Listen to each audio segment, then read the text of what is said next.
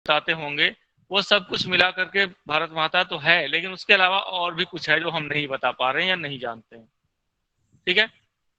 तो और भी उन्होंने क्या बताया, भारत के पहाड़ और नदियां, जंगल और फैले हुए खेत जो हमारे लिए खाना मुहैया कराते हैं, वे सब हमें प्रिय हैं, लेकिन जिस चीज का सबसे अधिक महत्व है वह है पहले जो भारत सर की लिंक भेजे हो उसको करके जनता। तब फिर करना है या और फिर जनता। किसी और तरह, ये तो बताओ। सिर्फ जमीन का टुकड़ा हो और लोग न रहते हो तो कैसा देश? देश को होने के लिए जरूरी है उसमें क्या होना चाहिए? जनता। एक निश्चित जनता। भूभाग, एक निश्चित जमीन हो और उस जमीन पे रहने वाली जनता हो, तब देश बनेगा। निर्जन स्थान पे देश नहीं होता है। ठीक है। निर्जन स्थान होता है वह जो है देश नहीं होता है। तो कहाँ इसलिए से जरूरी क्या लिंक, है मतलब कहाँ से करना है? जो सर भेजे हैं उसको करके तब फिर करना है कि कैसे करना है, कि ये तो बताओ। निश्चित भूभाग के साथ साथ जो देश की जनता है वो सबसे महत्वपूर्ण। नदियां, जंगल, खेत ये सब तो इम्पोर्टेंट है ही, लेकिन सबसे इम्पोर्टेंट चीज है उस देश में या उस निश्चित भूभाग में रहने वाले लोग, उनके और मेरे गूगल जैसे मीट तमाम लोग, ओपन करके वे सब मीटिंग लोग कोड पे जो इस टैप विशाल करोगी, धरती फिर पर चारों ओर उसके फैले बाद हुए हैं। जो मैंने अभी भारत कोड माता भेजा मूल है रूप ना से वो यही टैप लाखों करो लोग हैं, यार, प्लीज और यार उनकी जल्दी जय का करो। अर्थ है इस जनता जनार्दन की जय। यानी भारत माता की जय का अर्थ क्या हुआ? भारत माता कौन है? जनता समझ में आया? जनार्दन। हाँ, जनता जनार्दन, यहाँ पे रहने वाले लोग, वही भारत माता है। ठीक है। Yes yes sir. मैंने उनसे कहा कि तुम भारत माता के हिस्से हो, एक तरह से तुम खुद ही भारत माता हो, जनता से कहा। और जैसे जैसे विचार धीरे धीरे उनके दिमाग में बैठता जाता था, उनकी आंखें चमकने लगती थी, एकदम उत्साह आ जाता था, अरे वाह, मैं ही भारत माता हूँ, मैं तो सोचता था कोई और भारत माता है, लेकिन यहाँ तो भारत माता मैं ही हूँ। मेरी जय का मतलब मेरी जय जयकार हो, है ना? तो उनके अंदर गर्व का आभास होता था, गर्व का भाव आ जाता था, अपने ऊपर प्राउड होता था, और ऐसा लगता था जैसे उन्होंने कोई बहुत बड़ी चीज खोज ली हो, है ना? उनकी आंखें चमकने लगती मानो उन्होंने कोई अ, महान वस्तु खोज कर ली हो। ठीक है। Yes sir. अब इसके बाद है पेज नंबर 12 पर ही भारत की विविधता और एकता। ये हम अभी इसमें पढ़ाते समय मैंने बता भी दिया भारत की विविधता और एकता क्या है। भारत की विविधता क्या है? अद्भुत है और प्रकट है। प्रकट है मतलब दिखाई भी देती है। आप बड़े शहरों में चले जाओ, जैसे दिल्ली जैसे शहर में चले जाओ, मुंबई में, कोलकाता में, है ना, चेन्नई में, अगर आप चले जाओ तो क्या उस जगह पर, उस बड़े मेट्रोपॉलिटन सिटी में, क्या उस स्टेट के लोग ही रहते हैं या दूसरी जगहों के लोग भी नो रहते सर, नो सर, वहाँ यस जगहों के लोग भी रहते हैं। हैं? हाँ, अभी आपने लॉकडाउन में देखा, जैसे ही लॉकडाउन हुआ, लोग पैदल, लोग मजदूर लोग थे, वो लोग यात्रा करते हुए पैदल, बड़े बड़े कष्ट सहन करते हुए लोग वापस अपने घर की ओर चल पड़े, है ना? अलग अलग स्टेट के लोग थे। इसका अर्थ ये है कि इन शहरों में, ये हमने खान पान की संस्कृति में भी बताया था, याद है? यस सर, याद है। Yes sir. अलग अलग जगहों पे लोग काम करते हैं, अपने साथ अपनी पहचान लेके जाते हैं, अपनी धार्मिक पहचान, अपने सामाजिक, अपनी सांस्कृतिक, अपनी आर्थिक, अपनी खान पान की विविधता को लेके जाते हैं, है ना? यही तो विविधता है। ये विविधता दिखाई भी देती है ना? उनकी बोलचाल में दिखाई देती है, उनके खान पान में दिखाई देती है, पहनावे में दिखाई देती है, भाषा में दिखाई देती है, व्यवहार में दिखाई देती है, परंपरा रीति रिवाज में दिखाई देती है। वही बात कर रहे हैं कि भारत की विविधता तो बहुत ही अद्भुत है, इतनी विविधता कहीं और दिखाई नहीं देती है।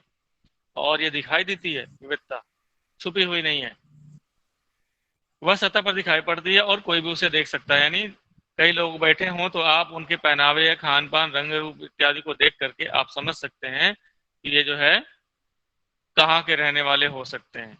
कुछ नहीं तो उनकी भाषा सुन करके ही समझ सकते हैं, उनके बोलने के टोन से समझ सकते हैं।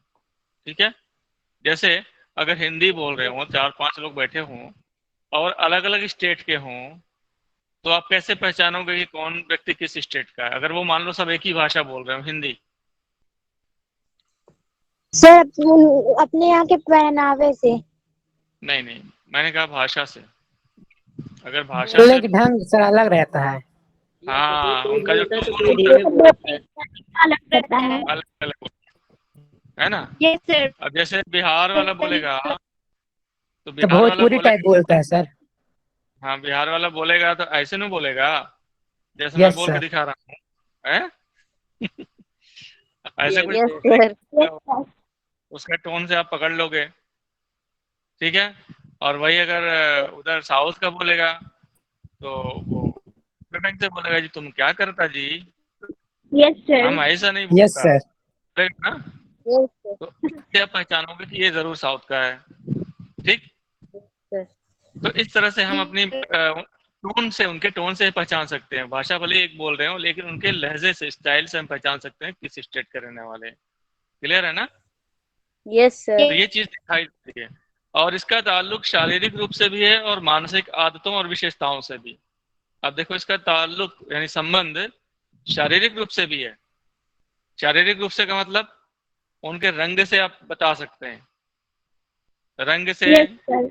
या उनकी वेशभूषा से आप बता सकते हैं कि कहाँ के रहने वाले हैं, पहनावे से यस बता सर। सकते हैं। इसके अलावा मानसिक आदतों, सोच से, थिंकिंग। अब जैसे साउथ और नॉर्थ की जो थिंकिंग है इसमें बहुत फर्क है, काम करने के तरीके में फर्क है। कैसे कि जब आप साउथ में जाते हैं काम करते हैं तो वहां आपको पता चलता है कि वहां बहुत ही पंक्चुअलिटी है। पंक्चुअलिटी का मतलब टाइम का बहुत इंपॉर्टेंस है, यस लोग समय को बहुत महत्वपूर्ण स्थान देते हैं। दूसरी चीज मतलब डिसिप्लिन वे में काम करते हैं, इनडिसिप्लिन तरीके से काम नहीं करते, ठीक है। और हमारे यहाँ क्या होता है नॉर्थ में, नो पंक्चुअलिटी नो डिसिप्लिन। हाँ नॉर्थ में क्या होता है 9 बजे का टाइम देंगे तो 9:30 तो हो ही जाएगा। अरे ठीक है इतना तो चलता है इंडियन टाइम, है ना। Yes sir. और यस सर। यस ये सर। यहाँ जो ट्रेन भी चलती है ना तो साउथ में सारी ट्रेनें टू द एकदम टाइम से चलती हैं, बिल्कुल विद इन टाइम। अब वही जब जैसे ही वो यूपी में बिहार में एंट्री करती हैं क्या होता है, ट्रेन 12 घंटे लेट हो गई, 6 घंटे लेट हो गई, 4 घंटे लेट हो गई, है ना। इस तरह से होता है। दूसरी चीज उधर आप गलत नहीं कर सकते, गलत करने की सोच सोच नहीं सकते। बड़े गलतियां वो लोग भी करते हैं बड़े स्तर पे, वहां भी गलत होता है क्योंकि हमारे उत्तर भारत के लोग जहाँ भी गए हैं उन्होंने सबको सिखा दिया कि कैसे गलत किया जाता है, तो वो लोग भी सीख गए हैं गलत करना। लेकिन फिर भी अगर आप ट्रेन में बैठे हुए हैं और आपने स्लीपर क्लास का टिकट लिया है तो कोई जनरल टिकट लेकर के आपके स्लीपर क्लास में नहीं घुसेगा, भले ही उसमें सीट खाली है लेकिन कोई स्लीपर क्लास में नहीं बैठता है। ये क्या है, सेल्फ डिसिप्लिन है। तो इससे आप पहचान सकते हैं कि ये कहाँ के रहने वाले हो सकते हैं, है ना। दूसरी चीज साफ सफाई, जितनी साफ सफाई साउथ में लोग रखते हैं ना हमारे नॉर्थ में नहीं रखते हैं। साउथ में क्या है, यस सर। आप साउथ में जहां भी, सबसे साफ हाँ शहर। जहां भी आप जाओगे तो वहां पे क्या होता है, गांव अगर शुरू हो डस्टबिन। गया, गांव अगर शुरू हो रहा है तो गांव के बाहर क्या है, कूड़ा का ढेर नहीं मिलेगा, गंदगी नहीं मिलेगी, सफाई मिलेगी, हरियाली मिलेगी, है ना, साफ सुथरा पूरा मिलेगा गांव। और अपने यहाँ क्या है, जब गोबर का ढेर दिखाई देने लगे, उपले और कंडों का ढेर दिखाई देने लगे सड़क के दोनों साइड में, तो है ना, पता चल गाय, जाता है कि हाँ आ गए। गाय बधी हुई दिखने लगे सड़क पे ही, पूरा कचरा करके फैला करके रखे हों। यहाँ तक कि लोग भी सड़क के किनारे जो है वो मलमूत्र त्याग कर रहे हों और बदबू आनी शुरू हो जाए तो समझ लो कोई गांव आने वाला है। नॉर्थ। ये फर्क है, यस सर। ये फर्क है ना। यस आपने देखा सर। कि नहीं, गांव में बहुत सारे लोग रहते हैं, आपको पता होगा, सबने देखा होगा। Yes sir. तो ये चीज, और उनके यहाँ क्या है साउथ में, चाहे घर मिट्टी का ही होगा लेकिन साफ सफाई बहुत ज्यादा होती है, रोज घर की लिपाई पुताई करते हैं, हर घर में जो है हरियाली होगी, हर घर के आंगन में पिछवाड़े जो है ये जो है पेड़ वगैरह लगाए गए होते हैं, आसपास फूल फ्लावर्स प्लांट से, और रंगोली वगैरह सजाई जाती है। कुल मिलाकर के छोटा घर है तो क्या हुआ, मिट्टी का घर है तो क्या हुआ, लेकिन साफ सफाई बहुत रखते हैं, ठीक है। और हमारे यहाँ इधर जो है यूपी बिहार में तो सब लोग जानते ही हैं स्थिति क्या है, ठीक। तो इससे क्या होता है कि मानसिक आदतें यही है ना, मानसिक आदतें क्या है, जल्दी उठना, काम पे जाना, समय से काम को निपटाना, कोई भी सामान जो इधर उधर अव्यवस्थित नहीं रखना, सब कुछ समय से निपटा देना, साथ ही साथ सारे सामान को, वस्तुओं को व्यवस्थित करके रखना, है ना, ये क्या है, मानसिक आदतें होती हैं और विशेषताएं होती हैं। कह रहे हैं इससे हम पहचान सकते हैं विविधता को। बाहर से देखने पर उत्तर पश्चिम इलाके के पठान, अब जिस समय भारत पाकिस्तान का बंटवारा नहीं हुआ था उस समय की बात हो रही है, ये चीज ध्यान रखिएगा, ये किताब उस समय लिखी गई है।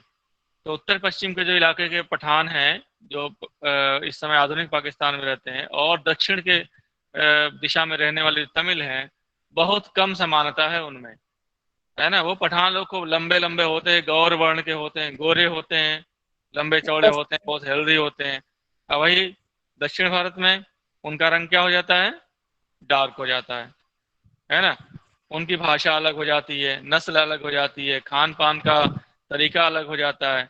अब वो तमिलनाडु में इडली कैसे खाते हैं, तमिलनाडु में केरल में आप चले जाओ तो इडली कैसे खाते हैं आपको पता है? No sir. No sir. हाँ सर तो राइट। ये हम बता रहे हैं क्योंकि हम भी उसी तरह से वहाँ पे खाया करते थे, वहाँ साउथ स्टाइल में। तो कैसे करते हैं, दो चार जितनी इडली खानी है उस इडली को रख लेंगे प्लेट में, उसके ऊपर ये सांभर डाल लेंगे, चटनी डाल लेंगे, और जैसे दाल और भात सान के खाते हैं कि में ना, यस ऐसे ही सर। हाँ यस एक सर। में मिला लेंगे, उसके बाद खाएंगे जल्दी जल्दी। Yes sir. हाँ ये साउथ स्टाइल है। और अपने यहाँ कैसे खाते हैं, अलग अलग कटोरी में सांभर रहेगा, चटनी रहेगा, अलग यस इडली रहेगा, उसके बाद इडली को उसको तोड़ेंगे सर। छोटा सा टुकड़ा, तो उसके बाद यस उसको सर। चटनी में सांभर में डुबोएंगे, फिर खाएंगे, फिर स्पून से चटनी खाएंगे, स्पून से सांभर खाएंगे, है ना ऐसा। Yes sir. Yes sir. Khan पान की यस आदतों से सर। पता जाएगा ना कि ये जो है कहाँ के रंग रहने वाले हो सकते हैं। तो ये चीज, यस सर। Yes sir. वो लोग इडली खाते हैं, डोसा खाते हैं साउथ में, और वो ये इडली डोसा पठान तो नहीं खाता है। पठान तो खाएगा ड्राई फ्रूट खाएगा, वो अखरोट खाएगा, चिलगोजा खाएगा, मगज बादाम खाएगा, और उसके बाद नॉनवेज खाएगा, है। उसका खान पान डिफरेंट है, अलग तरीके का है।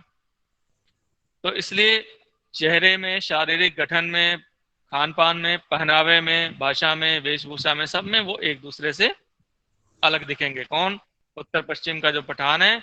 और आप अब इस समय तो बंटवारा हो गया, तो आप ऐसे कर सकते हैं, जो पंजाबी लोग खाना खाते हैं जिस तरह से, ऐसे साउथ के लोग नहीं खाना खाते, है ना। Yes sir. पंजाबी लोगों के खाने में खाना बहुत स्पाइसी होता है यस ना, सर। बहुत मसाले पड़ते हैं, बहुत ऑयली यस होता है। सर। ऑयल घी खाते हैं, छोले ये रिफाइन वगैरह। ऑयल नहीं, ये चीज ध्यान रखना। पंजाबी लोग घी खाते हैं बहुत ज्यादा। यस सर, बहुत ज्यादा घी खाते हैं। हाँ रिफाइन ऑयल नहीं खाते, रिफाइन ऑयल और ये सोयाबीन ऑयल और ये सब और ऑयल ये सब नहीं देसी घी खाते, खाते हैं। वो देसी घी यस खाते हैं। ठीक है, उनका खाना बहुत ही ऑयली होता है, बहुत ज्यादा उसमें फैट होता है, बहुत स्पाइसी होता है, लेकिन बहुत टेस्टी भी होता है। ठीक है, यस दही का सर। इस्तेमाल ज्यादा करते हैं, दही और छाछ का, दूध दूध का इस्तेमाल ज्यादा करते हैं। तो और इधर साउथ में क्या है, इनका खाना इतना स्पाइसी नहीं होता है, लेकिन खाने के में जो होता है, जो मिक्स वेज बनाते हैं, मिक्स वेजिटेबल सब्जियां बनाते हैं, उसमें विविधता होती है, कई तरह की अलग अलग चीजें वो बनाते हैं।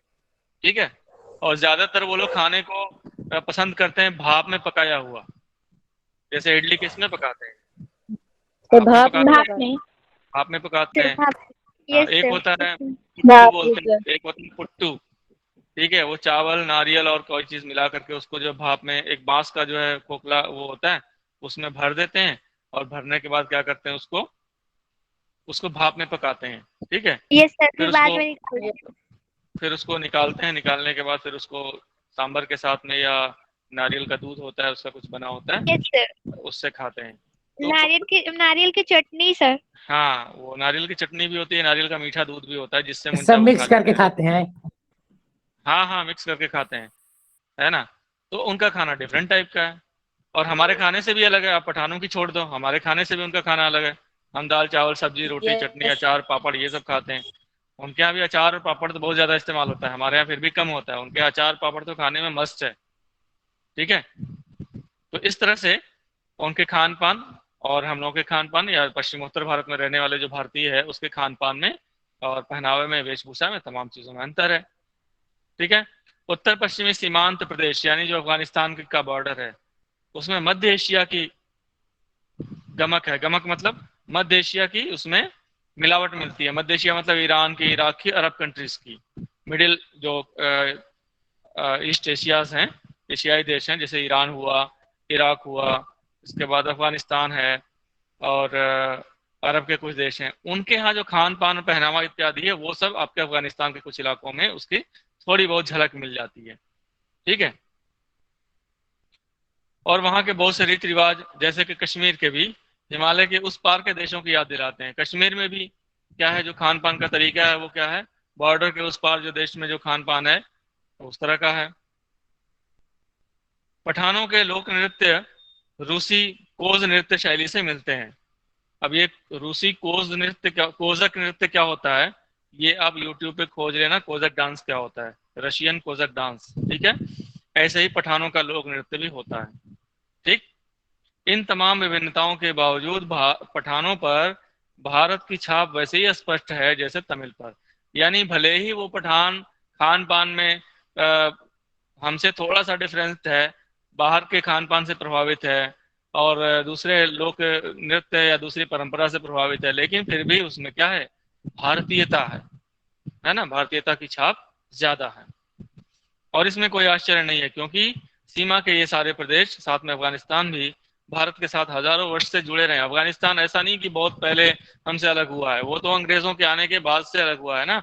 उसके पहले जब हम महाभारत पढ़ते थे, महाभारत पढ़ रहे थे, तो उसमें हमने बताया था शकुनी कहाँ का रहने वाला था, गांधार, अफगानिस्तान पे गांधार। जो आधुनिक गांधार सर अफगानिस्तान का, आधुनिक जो कंधार है, सर गांधार, काबुल के सर गांधार, जो गांधार यस कहते सर, थे, है ना, वहां का रहने वाला था। और वहां की राजकुमारी जो थी गांधारी कहलाती थी, जिसकी शादी धृतराष्ट्र से हुई थी। तो उस यस समय सर, अफगानिस्तान राष्ट्र, है ना। वो तो अंग्रेजों के आने के बाद से वो जो है, अंग्रेजों ने भारत के कई टुकड़े कर दिए। ठीक है। और ये हजारों वर्षों तक भारत के साथ अफगानिस्तान जुड़ा था। ये पुराने तुर्क और दूसरी जातियां जो अफगानिस्तान और मध्य एशिया में बसी थीं, इस्लाम के आने से पहले बौद्ध थीं और उससे भी पहले वैदिक काल में हिंदू थीं। ठीक है। ये जो इस समय इस्लामिक कंट्रीज हैं ये मध्य एशिया में, वो पहले किस धर्म को मानते थे, वो भी जो है पहले बौद्ध थे, उससे पहले जो है हिंदू धर्म को मानने वाले थे वैदिक काल में। बाद में उन्होंने अपना धर्म परिवर्तन कर लिया। सीमांत क्षेत्र प्राचीन भारतीय संस्कृति के प्रमुख केंद्रों में से था। सीमांत क्षेत्र जब मैं बोल रहा हूं तो इसका अर्थ हुआ कि आधुनिक जो पाकिस्तान और अफगानिस्तान का जो बॉर्डर वाला इलाका है, ठीक है, उस समय क्या था, भारत और अफगानिस्तान के बॉर्डर का इलाका था, है ना। अब चूंकि पाकिस्तान बन गया, एक अलग देश बन गया, तो अब इसको आधुनिक समय में क्या बोलेंगे, पाकिस्तान और अफगानिस्तान का जो बॉर्डर वाला इलाका है उसको सीमांत क्षेत्र कहते हैं। तो सीमांत क्षेत्र में प्राचीन भारतीय संस्कृति के प्रमुख केंद्रों में से एक था। अब भी स्मारकों और मठों के ढेरों ध्वस्त अवशेष, बामियान एक प्रांत है अफगानिस्तान में, वहां पे बौद्ध धर्म के बहुत सारे चिन्ह, बहुत सारे स्मारक, बहुत सारे अवशेष वहां पर पाए गए हैं। विशेष रूप से तक्षशिला जो एक बहुत बड़ा विश्वविद्यालय था, ठीक है, तक्षशिला का विश्वविद्यालय नाम सुना है ना? Yes sir. इधर आपके पश्चिम में तक्षशिला का था विश्वविद्यालय, और आपके इधर पूरब में एक और विश्वविद्यालय था, नाम याद है? उज्जैन, नालंदा। Yes sir, Nalanda. हाँ, नालंदा विश्वविद्यालय। हाँ, तो भारत के दो छोरों पर दो प्रमुख विश्वविद्यालय थे, एक तक्षशिला, दूसरा नालंदा। हाँ, तो ये तक्षशिला जो है विशेष रूप से बौद्ध काल में बहुत बड़ा अध्ययन का एक केंद्र था, बहुत बड़ी यूनिवर्सिटी थी। Yes sir.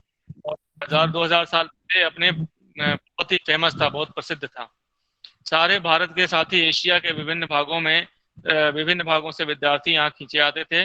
धर्म परिवर्तन से अंतर जरूर आ गया, लोगों ने धर्म परिवर्तन किया, उससे थोड़ा फर्क पड़ा, लेकिन जो भारतीयता की छाप थी, उन लोगों की मानसिकता पर जो असर पड़ा था वो नहीं बदला। भले ही धर्म उन्होंने बदल लिया, अपनी पूजा पद्धति बदल ली, अपना प्रेयर करने का तरीका बदल लिया, लेकिन जो भारतीयता की पहचान है वो, यानी खान पान में, उनके पहनावे में, वेशभूषा में जरूर कहीं ना कहीं बनी रही, उसमें कोई बदलाव नहीं आया। ठीक है। इसके साथ साथ जब हम उसका अध्ययन करते हैं और पश्चिमी देशों में, पश्चिमी नहीं बल्कि मध्य एशिया के ही देशों में अगर हम जाते हैं, ठीक है, तो उसमें बगदाद का नाम आता है, इराक का। ईरान के बाद ईरान के पड़ोसी देश कौन सा है? इराक है। हाँ, इराक में भी बड़ा सेंटर, इराक की कैपिटल है बगदाद। हाँ, इराक की राजधानी है बगदाद। तो बगदाद भी उस समय बहुत बड़ा सेंटर था विद्या का, ज्ञान का, आपने शायद पता नहीं सुना है कि नहीं सुना है, उस समय बगदाद में हकीम लुकमान नाम के एक बहुत बड़े वो थे, मतलब वैद्य, हकीम लुकमान नाम था उनका, ठीक है। उन्हीं के समकक्ष भारत में थे धन्वंतरी, ठीक है, नाम सुना है ना? Yes sir. हाँ यस सर, तो धन्वंतरी। हाँ, तो ये लोग उस समय जिस प्रकार से भारत में ये चिकित्सा शास्त्र बहुत विकसित था, वैसे ही वहां पर भी चिकित्सा शास्त्र बहुत विकसित था। वहां भी एक बहुत बड़ी यूनिवर्सिटी थी, हजारों लोग बाहर से जाते थे यात्रा करने, पढ़ने के लिए, ज्ञान प्राप्त करने के लिए। और साथ ही साथ जो है वहाँ के अफगानिस्तान, सॉरी, बगदाद के जो है जो खलीफा थे, उन्होंने भारत से कई गणितज्ञों को आमंत्रित किया था अफगानिस्तान में, ठीक है। और यहाँ की जो संस्कृत में पुस्तकें लिखी गई, उनका फारसी में वहाँ पे अनुवाद हुआ, ठीक है। वहाँ की चीजों को यहाँ लाया गया, यहाँ की चीजों को वहाँ ले जाया गया, ठीक है। यस तो सर। आज इतना रहने देते हैं, 33 हो गया। और यस सर।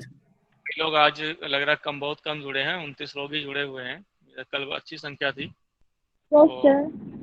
ये चीज ध्यान रखिए कि लिंक भेजा जा रहा है, लेकिन आप थोड़ा नेटवर्क एरिया में रहो तो आप आराम से जुड़ जाओगे, ठीक है ना। Yes yes sir. सर। तो अब जाइए, खाना वाना यस सर। खाइए। Thank you all. Thank you sir. हाँ बोलो बोलो बोलो। Thank you sir. हाँ बोलो क्या। सर नालंदा विश्वविद्यालय कहाँ है सर? बिहार में ना, यस सर, मगध बिहार। राज्य हाँ, मगध राज्य जो था ना उस समय, मगध राज्य, पटना, पाटलिपुत्र, पटना के पास ही तो है यस नालंदा, यस सर। है ना। हाँ, यस उसी के सर। पास था। बहुत प्राचीन विश्वविद्यालय था, ठीक है। Okay, yes thanks. Sir, thank thank you sir. Thank you sir. Thank you sir. Sir. Welcome welcome thank you sir. Welcome welcome thank you sir. Sir welcome. Takshashila पुराना है ना सर? नालंदा।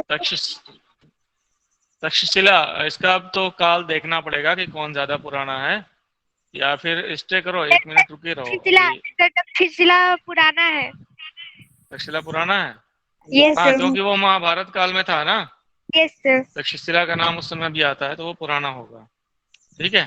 Yes sir. हाँ, okay. Thank you sir. Thank you sir. Welcome welcome.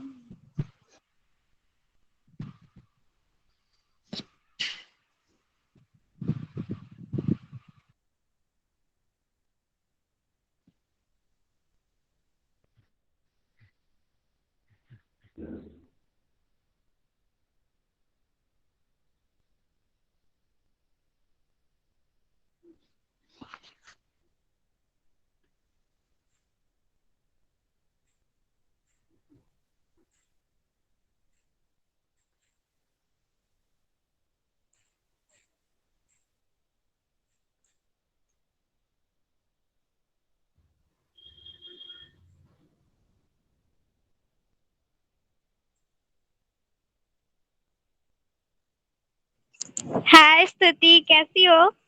हाय, ठीक हूँ। किस लिए phone किया था? फोन कहाँ की थी? तो फिर तुमने ही तो किया था फोन, आज नहीं, हम्म।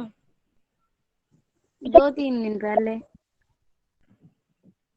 वैसे तुमने कल बोला था कि काढ़ा काढ़ा कड़वा होता है। क्या? तुमने बोला काढ़ा कड़वा होता हाँ, काढ़ा कड़वा होता है। है सुनो। हम्म। मुस्कान सुनो। बोलो।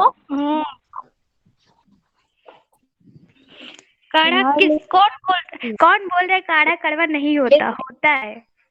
मैं तुमको बोले एक बात, हम्म। जान लगे तो लाखों पाए तो जितना काढ़ा कड़वा पीना पड़ेगा। हाँ वो तो है, मम्मी पिलाती ही है, जैसे खांसी वासी आने लगती, बस बता रही कि होता है कड़वा यार। हाँ तो होता तो है ही। हाँ। चलो दोनों को बात करने दो। किसको? मिस्टी और अर्पिता थोड़ा बात कर रही थी। वो तुमसे? नहीं, हाँ हाँ। नहीं, वो दोनों बात करना चाह रही हैं। हाँ तो करे, मैं वेट कर रही, सुन रही। करो मिष्टी एंड अर्पिता।